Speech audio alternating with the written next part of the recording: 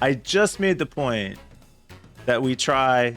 Sorry, I just made the point that John and Peter try not to make this a partisan political show. But here we go. Peter's got this not so critical update.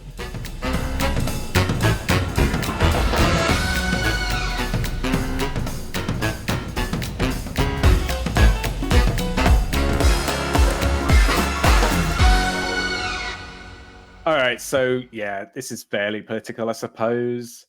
But Jesus, man. So there's an article on what is it, Motherboard or something? I forget. Leaked Kremlin memo to Russian media. It is essential to feature Tucker Carlson. When I saw this, I was like, that can't be true, can it? Can't actually be real. But it's so bonkers that Russia, a continent, would want to have a memo saying that we've got to feature Tucker fucking Carlson. Oh my God. In support of Russian propaganda. Yeah. Regardless of whether you think he is a propagandist for Russia, they think he is. He's a propagandist against the Democrats. Whatever they're supporting, he just wants to be. It's the Mother Jones article. MotherJones.com. Mother Jones, yeah. I think article. Yeah. I think the tie-in is the Roskomnadzor thingy, because they're the censorship guys, the propaganda people. Loosely something tech related, I suppose. It's just got a kind of. If you think of it in the context of the article we either just did or are about to do on Facebook getting kicked out of Russia, like how are they getting this out? Are they going old school and putting it on TV? Now apparently there's no Facebook to share it on, and their reach on Facebook has dropped anyway with Russian money out of the picture. There's VK.com, I think it's called, which is the Russian equivalent of Facebook. I think it's VK. It is. It's like QQ.com in China. And here's another prediction for you that I was thinking about this week, because should be called the not so critical predictions. The not so predictable update. Oh, nice. Pete's predictions coming at ya weekly. Right. So I think what's going to happen is Russia will get more and more restrictive, and they're going to want to implement something that is essentially going to be like the Great Firewall of China, and they're going to lean on China to give them tech and ideas and probably experts how to do it properly. Mistakes we made while destroying our democracy. Non-existent democracy. Yeah, right. Yeah, I could see that. I feel like you're kind of leaning in a little bit here on something that we already know, which is the Rusnet or Rusnet, the Russian intranet, if you can call it that. Where they tested before. Internet. Hey, that's pretty good, actually, Mike. the internet. I like that. Mike's like, I don't know if you guys knew, but I am a father.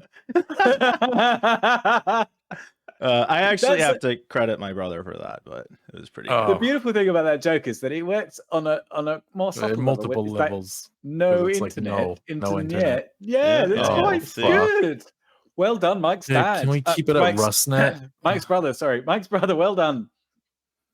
I'm sorry. Yeah. I'm sorry. So I think sorry. for sure we're going to see I don't think it's going to be the Great Firewall. I think it's going to be a complete disconnect for consumer level stuff, like where China is allowed to access heavily censored Western things.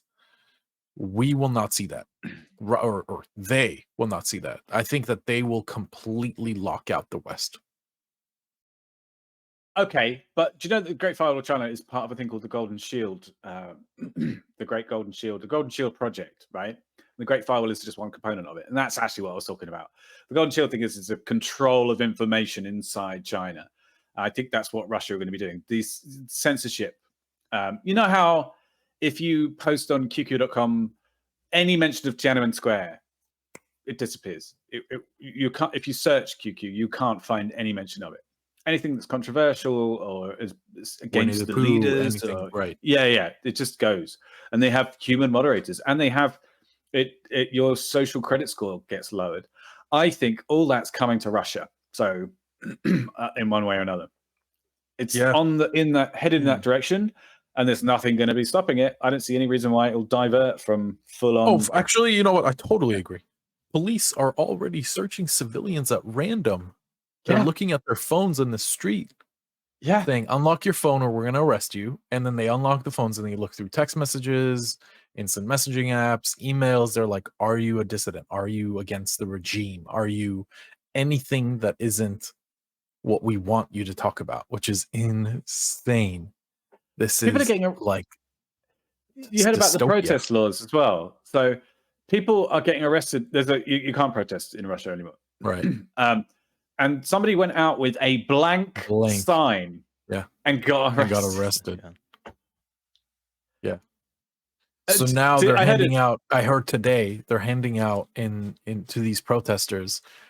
Protesters are handing out green ribbons, which is a form of a silent protest, a passive protest, and it is because blue and yellow mixed together is green. Very good. Yeah. I thought that was nice. So you see them everywhere. They're on, street signs and lamps and rails. Ban the color green. Yeah, because you can't use blue and yellow, you'll get arrested. So green is the new protesting color for Russians. I bet China are kind of jealous in a way. They're sort of like, oh, I wish we could do that. It'd be brilliant, wouldn't it? Go out and arrest people that don't agree with us. Just arrest everyone. Yeah, they've got to have a veneer of democracy. But yeah. Oh, such happy times we live in.